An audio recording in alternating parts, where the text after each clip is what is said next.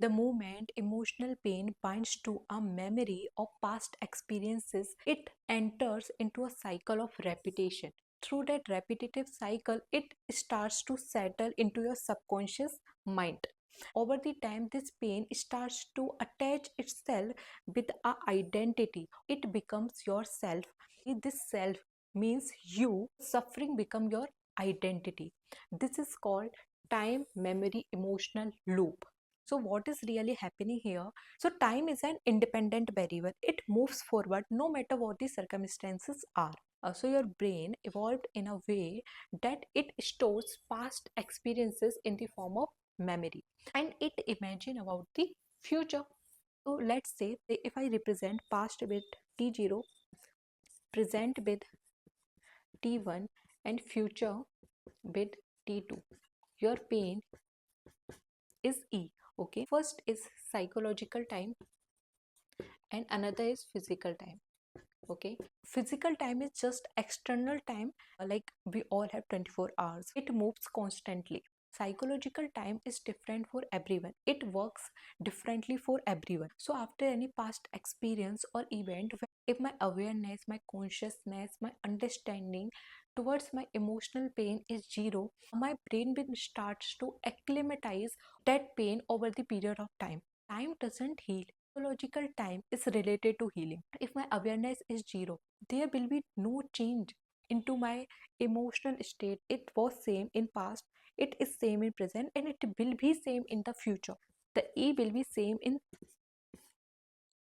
three state of time. So when you are not healed, your mind starts to enter into rumination and repression.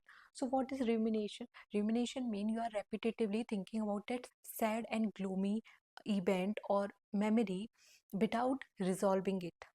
And when you are repetitively thinking about that event, you get attached to that memory.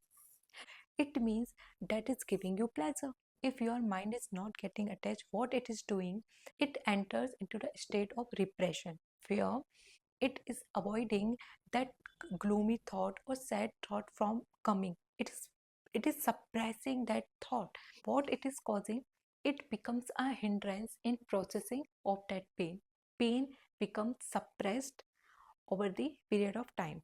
Rag is basically attachment, and Dvesh is basically prevention. This Rag Dvesh cycle freezes your emotions and stops you from getting healed. When your emotions get freeze, it converts into judgment, irritation, anger, perspective.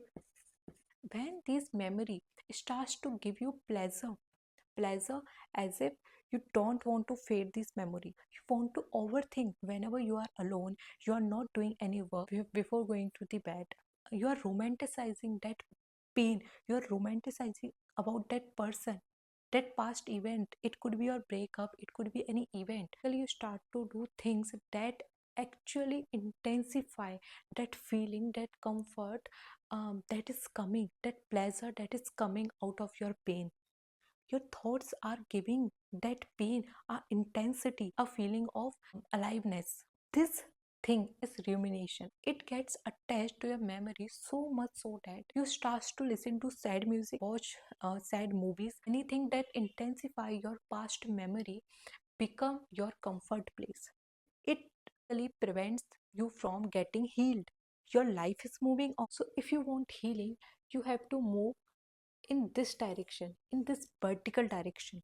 That means healing comes from awareness, healing comes from consciousness, healing comes from mindfulness, healing comes from acceptance, not with merely passage of chronological time. You need to be a witness. These are my emotions, these are my feelings, these are my sufferings, and I don't need to run away from them. I need to observe them. In Vedic psychology, we say being witness means sakshi.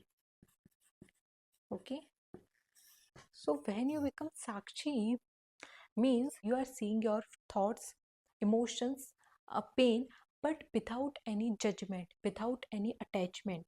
You are just a observer. You are not going into the past, you are not going into the future, you are just in the present and observing that this is my pain. You are not resisting yourself. Your eyes are witnessing, you are accepting, you are not denying your pain. What is the root cause of your suffering? Not pain, but your identification with your pain. When you attach yourself, your identity with that pain, that is problematic. That perpetuate your suffering. That's why your suffering persists. When you resolve your root cause, that is identification. You are not judging, you are just witnessing, you are just observing, you are accepting. That intensity of emotions starts to decrease over the period of time. You are not suppressing, you are not getting attached, you are just witnessing. And I have heard somewhere, when you start to meditate, your mind gets bombarded with thoughts. When you start to suppress those thoughts, it comes um, with much intensity. That's why don't suppress your thoughts, don't get attached, just let them go and just be a witness. This, yeah, these are my thoughts. When you start to observe, they will come and go.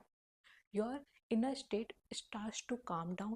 You will learn your triggers, you will learn your feelings, you will learn your thoughts. You will get to understand that what this is the reason why I am feeling what I am feeling.